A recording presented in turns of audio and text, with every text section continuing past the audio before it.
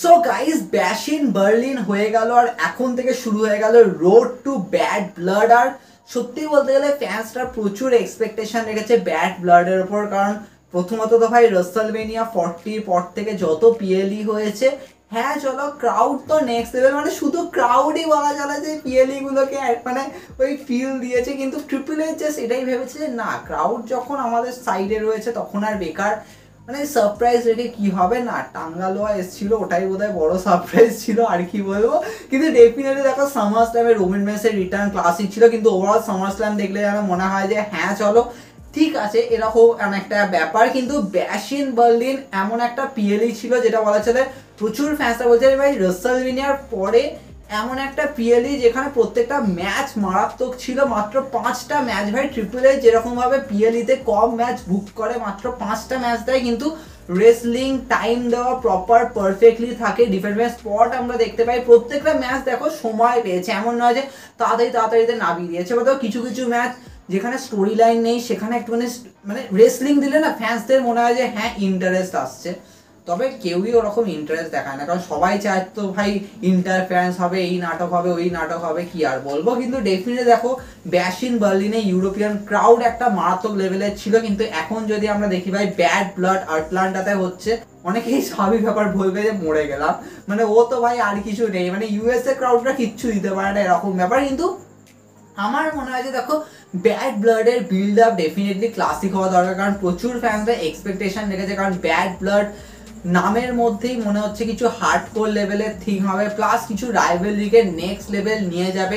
Obviously আমরা প্রত্যেকে দেখতে চাই ক্লাসিক যেগুলো আমরা অলরেডি ডিসকাশন করেছি। অ্যান্ড অবভিয়াস দেখো ব্যাড ব্লাডের মধ্যে হেলিনাসের স্ট্রাকচার ডেফিনেটলি ওমেন্স ডিভিশন থেকে মেন্স ডিভিশন থেকে, আবার কেউ বলো না যে মেন্স ডিভিশন থেকে কি বেশি হেলিনাসেল ম্যাচ থাকবে, দেখো থাকতে তো পারে, কিন্তু আই ডোন্ট নো যে ডব্লিউডাব্লিউ কনসিডার করবে বলে হতে পারে যে হয়তো দুটো।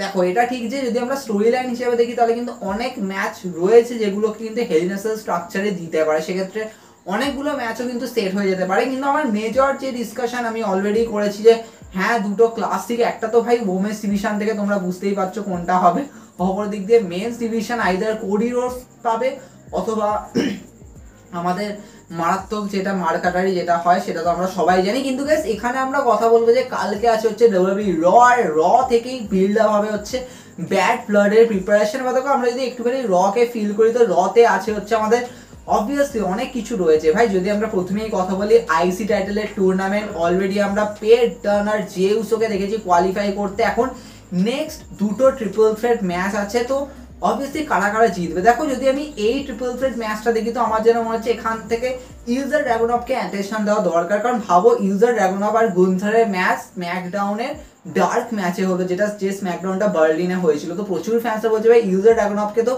ডিজার্ভ করে ভাই গুন্থারের সাথে একটা অবভিয়াসলি টেলিভাইজ একটা ম্যাচ, কিন্তু করেনি কেন? আমার দেখো এটাই মনে হচ্ছে, দেখো ইউজার ড্রাগনফ এখন ওইভাবে রেডি নয় যে হ্যাঁ আমরা থ্রেট হিসাবে দেখাবো। হ্যাঁ উনি এনএক্সটি ইউকে টাইটেল ম্যাচে হারিয়েছিলেন গুন্থারকে, কিন্তু কারেন্টলি ওই থ্রেটটা কিন্তু ইউজার ড্রাগনফের অ্যারাউন্ডে চলছে না, মানে ওইভাবে ফিল আসছে না। তো সেক্ষেত্রে ইউজার ড্রাগনফকে আগে একটুখানি বিল্ড আপের দরকার। তো সেক্ষেত্রে আমার মনে হয় যে হ্যাঁ এই আইসি টাইটেলের টুর্নামেন্টে যদি ইউজার ড্রাগনফ আসে সেটা একটা ক্লাসিক হতে পারে। অপরদিকে যদি আমরা দেখি যে হ্যাঁ অ্যানাদার একটা ম্যাচ রয়েছে, বা এখানে না প্রচুর ফ্যান্সরা এক্সপেক্ট করছে ব্রনসন রিডকে কিছুভাবে হয়তো ম্যাচ থেকে সরিয়ে দেওয়া হবে, আইদার ব্রন স্ট্রোম্যান আসবে। বা দেখো এটাও ঠিক যে ব্রন স্ট্রোম্যান কি কোনো ইঞ্জুরি অ্যাঙ্গেল দেখালো, ওই যে মানে গাড়ির ওপর সুনামি মারা, তো সেটা একটা ব্যাপার। কিন্তু এক্সপেক্টেড প্রচুর ফ্যান্সরা করছে, এক্সপেকটেশন তো হাই রেখেছে, সেটা হচ্ছে গাইস এই ম্যাচে হয়তো সেথ রলিন্স এসে ব্রনসন রিডকে উদম পেটাতে পারে, সেখান দিয়ে পুরো ব্রনসন রিড আর সেথ রলিন্স না মানে মারামারি করতে করতে পুরো সাইড হয়ে বেরিয়ে গেল। দেখো এটা একটা মেজর অ্যাঙ্গেল হবে, সেখান দিয়ে সেথ রলিন্স আর ব্রনসন রিডের ব্যাড ব্লাডের ম্যাচ সেট আপটা হবে, সেটা একটা ক্লাসিক ওয়েতে বুক করতে হবে, কারণ এটা খুবই দরকার। হ্যাঁ ব্রনসন রিডের একটা বড় ম্যাচ পিএলিতে পাওয়া দরকার, তো সেক্ষেত্রে ভাবো এটা একটা ক্লাসিক হবে। সেথ রলিন্সের পারফেক্ট রিটার্নের পরে এই স্টোরি লাইনটা দেওয়াটাও খুব ভাইটাল। অলরেডি সেথ রলিন্স যে ওখানে একটুখানি যে পিন ফোটাবে সেটা আমরা বুঝতে পারছি, পরে আসছি যদিও।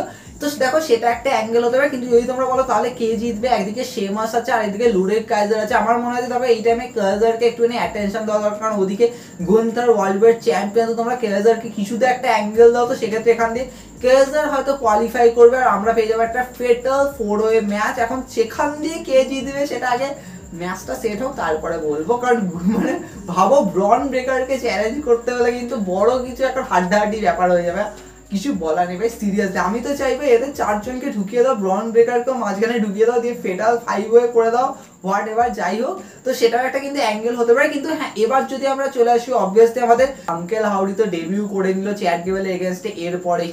এরপরে কি স্টোরি লাইন চলবে, পুরো কি একটা মানে পুরো হিউজ ট্যাগ টিম ম্যাচ সেটা হবে। কিন্তু ওদিকে তো আমরা দেখছি যে আমেরিকান মেড আর আলফা একাডেমির ম্যাচ সেট হচ্ছে। দেখো আমার মনে হচ্ছে এখানে পুরো হোয়াইট সিক্স মিলে তাণ্ডব লাগাবে, সেটা বোঝাই যাচ্ছে, সেটা একটা অ্যাঙ্গেল হতে পারে। কিন্তু এবার আমরা আসছি হচ্ছে মেন জায়গাতেই আমরা আসতে পারছি না, এটা আর কি বলবো।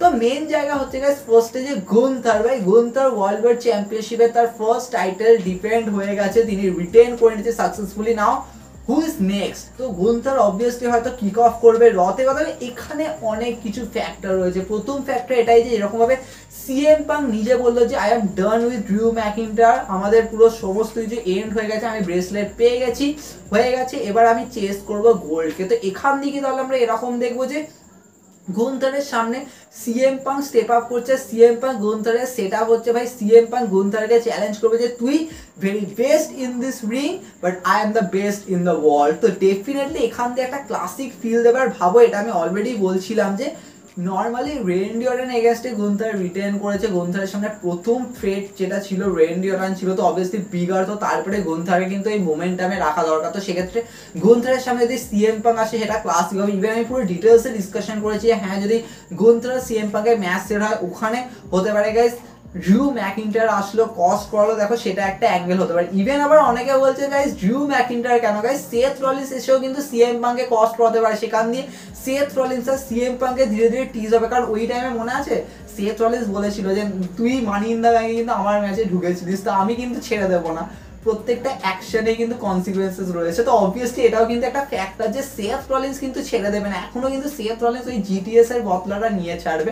তো সেটাও কিন্তু একটা অ্যাঙ্গেল। তাই এটা হতে পারে যে গাইস ডব্লিউডব্লিউ হয়তো বললো, অথবা গাইস এটা হবে যে গাইস গুন্থার আর সিএম পাংকে যে মুহূর্তে ফেস টু ফেস হবে ওই মুহূর্তে ড্রিউ ম্যাকিন্টায়ার এসে সিএম পাংকে অ্যাটাক করবে, ওখান দিয়ে সিএম পাংকে প্রচুর পিটিয়ে হাত থেকে ব্রেসলেট খুলে নিয়ে চলে যাবে। তারপরে সিএম পাং হয়তো নেক্সট রতে এসে মানে ওই চ্যালেঞ্জই ছুড়ে দেবে for Hell in a Cell match Bad ব্লাডে। আর ড্রিউ ম্যাকিন্টায়ার তো ভাই ফিউরিয়াস হয়ে গেছে, কারণ উনি হেরে গেছেন। তো অবভিয়াসলি ড্রিউ ম্যাকিন্টায়ার অ্যাকসেপ্ট করবে। এখানে আমরা 1:1 সিচুয়েশন যেরকম ভাবে দেখছি, তো এটার এন্ড হবে ব্যাড ব্লাডে। দেখো এটা একটা মেজর ফ্যাক্টর হতে পারে যে হ্যাঁ ডব্লিউডব্লিউ হয়তো এরকম ভাবে অ্যাঙ্গেলে গেল। কিন্তু এবার কথা হচ্ছে যদি সিএম পাং আর ড্রিউ ম্যাকিন্টায়ার ম্যাচ সেট হয়, যদি আমি ধরেও নিই যে হ্যাঁ এটা হেল ইন আ সেল স্ট্রাকচারে হচ্ছে, কারণ ফ্যান্সটা তো অবভিয়াসলি সেই ভাবো সামার স্ল্যামের আগে থেকেও আমরা কিন্তু ভেবেছিলাম যে ভাই ড্রিউ ম্যাকিন্টায়ার সিএম পাংয়ের match Hell in a Cell হবে, ইভেন সামার স্ল্যামে হয়তো হয়ে যেতে পারতো। কিন্তু না, ডব্লিউডব্লিউ জানে ভাই ব্যাড ব্লাড তো একটা সেপারেট পিএলই হচ্ছে হেল ইন আ সেল স্ট্রাকচারের ওই ম্যাচ বিল্ড আপের জন্য, তাহলে আমরা ওখানে করব। তাহলে এখানে কোয়েশ্চেন হচ্ছে গাইস গুন্থারকে কে ফেস করবে। এবার তোমরা অনেকে বলবে তাহলে কি Randy Orton another step up নেবে, সেটা একটা ফ্যাক্টর যে হ্যাঁ রেন্ডি অর্টন রেসপেক্ট তো দিয়ে দিয়েছে বার্লিনের ক্রাউডকে, মানে বার্লিনের ক্রাউডের সামনে। তো সেক্ষেত্রে এবার কি রেন্ডি অর্টন পেছন দিক দিয়ে এসে অ্যাটাক করবে। দেখো এটা হলে আবার ফ্যান্সটা খেপে যাবে, কারণ আমরা তো ভাই যেটা চাইছি সেটা কেন পাচ্ছি না, এরকম ব্যাপার। কিন্তু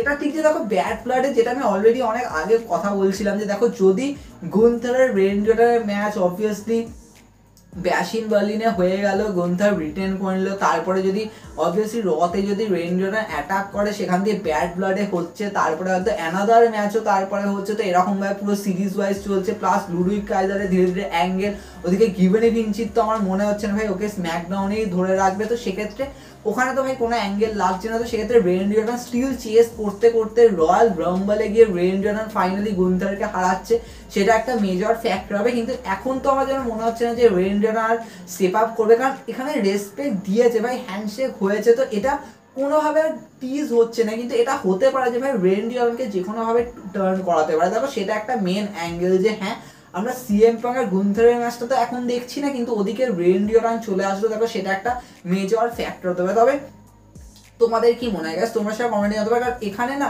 র সিরিয়াসলি বলতে গেলে কালকে ফিল দেবে নো অর্ডার ব্যাড ব্লাডের জন্য হিউজ টিজ করবে, অনেক কিছু আমরাও টিজ করবো। দেখা হবে নেক্সট এপিসোডে।